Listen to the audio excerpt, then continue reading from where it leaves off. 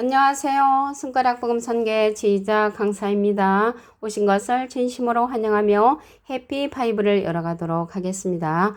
오늘 증거드릴 말씀의 제목은요. 655강 하나님의 진노와 마지막 재앙이라는 제목으로 하나님의 말씀을 나눠보는 시간을 갖도록 하겠습니다. 계시록 15장 1절을 보시게 되면 하늘에 크고 이상한 다른 이적을 보매 일곱 천사가 일곱 재앙을 가졌으니 곧 마지막 재앙이라 하나님의 진노가 이것으로 마치리로다 라고 말씀에 기록되어 있습니다.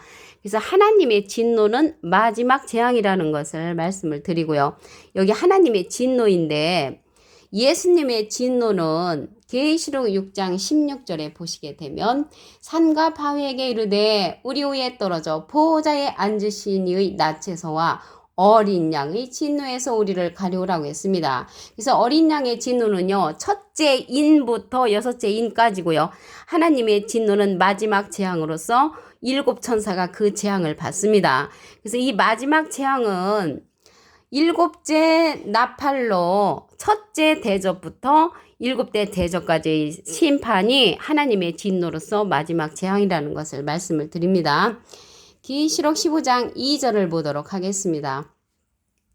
내가 보니 불이 섞인 유리바다 같은 것이 있고 짐승과 그의 우상과 그의 이름의 수를 이기고 벗어난 자들이 유리바닷가에 서서 하나님의 거문구를 가지고 어린 양의 노래를 부르거든요. 그런데 여기 하나님의 거문구를 가지려면 짐승과 우상의 이름의 수를 이겨야 된다고 했습니다. 그 짐승의 수가 있는데 계시록 13장 8절에 가서 보시게 되면은 666이 나오죠. 그래서 그 666은 사람의 수, 짐승의 수라고 했습니다. 그래서 사람 같은 그 짐승의 수를 666명의 수를 이겨야 된다는 것을 말씀을 드리고요. 여기에서 짐승이 나왔는데요. 짐승은 깨닫지 못하는 사람을 가리켜서 짐승이라고 했습니다. 시편 49편 20절에 보시게 되면 존귀에 처하나 깨닫지 못하는 사람은 멸망하는 짐승 같도다. 그래서 짐승으로 표현된 자가 깨닫지 못하는 사람이라는 것을 알 수가 있고요. 아무리 존경스럽고 귀한 자리에 있을지라도 깨닫지 못하는 사람을 가리켜서 멸망하는 짐승으로 표현됐다는 것을 말씀을 드립니다.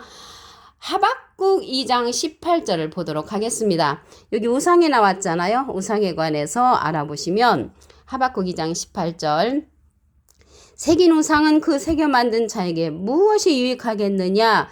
부어 만든 우상은 거짓 스승이라. 그래서 우상은 거짓 스승, 거짓 목자라는 것을 알 수가 있고요. 제가 어렸을 때 신앙생활할 때는 이 우상이 돌부처, 제사 드리는 거라고 많은 목사님들이 가르쳐 주셨습니다. 그런데 하박국 2장 18절에 보니까 우상은 거짓 스승으로 기록되어 있고요. 우상에 관해서 더 알아보시면 이사야 41장 29절에 보시게 되면 과연 그들의 모든 행사는 공허하며 허무하며 그들의 부어 만든 우상은 바람이요. 그래서 우상이 바람인데요. 이 바람은 예레미야 5장 13절에 보시게 되면 선지자들은 바람이라 말씀이 그들의 속에 있지 아니한 선지자를 가리켜서 바람 선지자, 우상이라는 것을 알 수가 있고요. 때때로는 이 바람이 천사들을 상징할 때도 있습니다. 히브리서 1장 7절에 보시게 되면 천사들에 관하여는 그는 그의 천사들을 바람으로, 그래서 천사가 바람으로 상징될 때도 있고 우상으로 상징될 때도 있다는 것을 말씀을 드립니다. 악한 짐승에 관해서 한 기절 더 보도록 하겠습니다. 디도서 1장 12절에 보시게 되면 그레데인 중에 어떤 선지자가 말하되 그레데인들은 항상 거짓말장이며 악한 짐승이며 배만 위하는 게으름장이라고 했습니다. 거짓말쟁이는요. 진리가 없을 때 거짓말을 하게 됩니다. 요한복음 8장 44절에 보시게 되면 너희는 너희 아비 마귀에게서 났으니 너희 아비의 욕심을 너희도 행하고자 하느니라. 저는 처음부터 살인한 자요. 진리가 그 속에 없으므로. 그래서 진리가 그 속에 없으면 거짓말 장이가 되는 것이고요. 악한 짐승으로 된단 말이죠. 그래서 이들이 영적인 살인을 할 때 이러한 하나님의 말씀과는 상관없이 자기 스스로 거짓말을 하게 되는 거죠. 예를 들어서 우상이 거짓 스승으로 나왔는데 우상을 갖다가 돌부처라고 한다든가 우상을 갖다가 제사 드리는 것이라고 이렇게 거짓말 하는 자들을 가리켜서 악한 짐승 우상으로 기록됐다는 것을 말씀을 드립니다.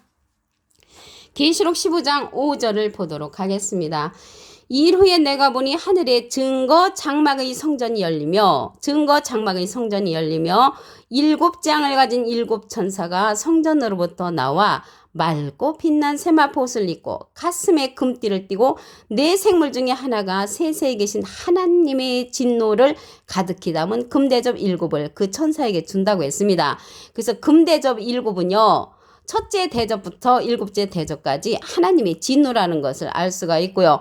증거장막 성전이 열린다고 했잖아요. 그래서 증거장막 성전이 열리는데 일곱 장을 가진 일곱 천사가 성전으로부터 나오는데 빛난 세마포옷을 입고 가슴에 금띠를 띄었다고 했습니다. 빛난 세마포옷을 입고 가슴에 금띠를 띤 이 천사들을 통해서 하나님의 진노가 이루어진다는 것을 말씀을 드립니다. 여기 천사가 나왔는데요. 천사라니까 훨훨 날아다니는 그런 날개 달린 천사를 말하는 것이 아니고요. 창세기 19장 1절에 보시게 되면 날이 저물 때에 그 두 천사가 소돔에 이르니 마침 이제 롯하고 이제 대화를 하죠. 그런데 이 두 천사가 창세기 19장 12절에 가서 보시게 되면 그 사람들이 롯에게 이르되, 그래서 천사들은 사람 천사라는 것을 말씀을 드립니다. 그래서 하나님의 진노를 가득히 담은 금대접 일곱을 그 천사에게 주는데 증거장막 성전이 열린다고 했잖아요. 그래서 증거장막 성전은 일곱 재앙을 가진 일곱 천사가 있기 때문에 재앙을 받는 그러한 증거장막 성전이라는 것을 말씀을 드립니다. 계시록 15장 8절을 보시게 되면 하나님의 영광과 능력을 인하여 성전의 연기가 차게 되매 일곱 천사의 일곱 장이 마치기까지는 성전에 능히 들어갈 자가 없더라. 그래서 증거장막 성전은요, 연기가 차는 그러한 성전이라고 했습니다. 이 증거장막 성전에 일곱 천사의 일곱 장이 마치기까지는 들어갈 자가 없다고 말씀에 기록되었기 때문에 지금 예배드리는 자들은 연기가 찬 성전에서 예배드리는 거죠. 이 연기는 계시록 9장 2절에 보시게 되면 저가 무저갱을 여니 그 구멍에서 큰 풀무의 연기 같은 연기가 올라오매 해와 공기가 그 구멍의 연기로 인하여 어두워진다고 했습니다. 이러한 연기 가운데로부터 나오는 그 황충이 있는데 저희가 땅에 있는 전갈의 권세와 같은 권세를 받은 자입니다. 그래서 짐승으로부터 많은 이러한 전갈의 권세를 받은 그러한 자들이 연기 가운데 거하는 증거장막 성전에 거한다는 그런 사실을 말씀을 드립니다. 근데 여기 아까 짐승의 수를 이기는 자가 하나님의 검은고를 가질 수가 있다고 했잖아요. 짐승의 수 666명을 보겠습니다. 계시록 13장 18절을 보시게 되면 지혜가 여기 있으니 총명 있는 자는 그 짐승의 수를 세어보라. 그 수는 사람의 수니 666이니라. 그래서 짐승은 사람을 상징한다는 것을 알 수가 있고요. 여기 마귀라고도 했는데 요한복음 6장 70절에 보시게 되면 너희 중에 한 사람은 마귀니라. 그래서 마귀가 사람이라는 것을 알 수가 있고요. 계시록 20장 2절에 보시게 되면 용을 잡으니 곧 옛뱀이여 마귀여 사단이라고 했습니다. 이러한 사단들이 마귀들이 창세기 때 온 천하를 꿰고 다니는 그러한 자들로서 여자를 유혹했던 그런 자들이죠. 그 여자를 유혹했던 이러한 짐승들, 여기 짐승이 나왔잖아요. 짐승들이 계시록에 가서 또 유혹을 하고 다닙니다. 계시록 12장 9절에 보시게 되면 큰 용이 내어 쫓기니 옛뱀 곧 마귀라고도 하고 사단이라고도 하는 온 천하를 꿰는 자로서 그들이 짐승으로 출현한다는 것을 말씀을 드립니다. 계시록 15장 1절을 다시 한번 보도록 하겠습니다. 하늘에 크고 이상한 다른 이적을 보매 일곱 천사가 일곱 장을 가졌으니 곧 마지막 재앙이라. 하나님의 진노가 이것으로 마치리로다. 그래서 하나님의 진노는 일곱째 나팔로 첫째 대접부터 일곱째 대접까지의 심판이 하나님의 진노라는 것을 말씀을 드립니다. 계시록 15장 2절을 보도록 하겠습니다. 내가 보니 불이 섞인 유리바다 같은 것이 있고 짐승과 그의 우상과 그의 이름의 수를 이기고 벗어난 자들이 유리바닷가에 서서 하나님의 검은고를 가지고 어린 양을 찬양한다고 했습니다. 그러면 이 짐승의 숫자가 있잖아요. 계시록 13장 18절에 보시게 되면 지혜가 여기 있으니 총명 있는 자는 그 짐승의 수를 세어보라. 그 수는 사람의 수니 666이니라. 그래서 사람의 수인데 이 숫자가 짐승의 수라고 했잖아요. 666명이 있습니다. 그러한 짐승의 수를 이기고 벗어난 자들이 유리바닷가에서 하나님의 검은 고를 가질 수 있는 자들이라는 것을 말씀을 드립니다. 그러면 여기 짐승에 관해서 알아보도록 하겠습니다. 시편 49편 20절을 보시게 되면 존귀에 처하나 깨닫지 못하는 사람은 멸망하는 짐승 같도다. 깨우침을 받지 못하는 자가 짐승으로 표현되어 있고요. 이 깨우침을 받지 못하는 자는 거짓말쟁이가 되는 거죠. 디도서 1장 12절에 보시게 되면 그레데인 중에 어떤 선지자가 말하되 그레데인들은 항상 거짓말쟁이며 악한 짐승이며 배만 위하는 게으름쟁이라고 했습니다. 이 거짓말을 한다고 했는데요. 하나님의 말씀에 있어서 거짓말을 말하는 것입니다. 예를 들어서 우상이 돌 붙여 제사 드리는 거 동상으로 말하면은 거짓말쟁이가 되는 거죠. 우상은 거짓 스승으로 표현되어 있습니다.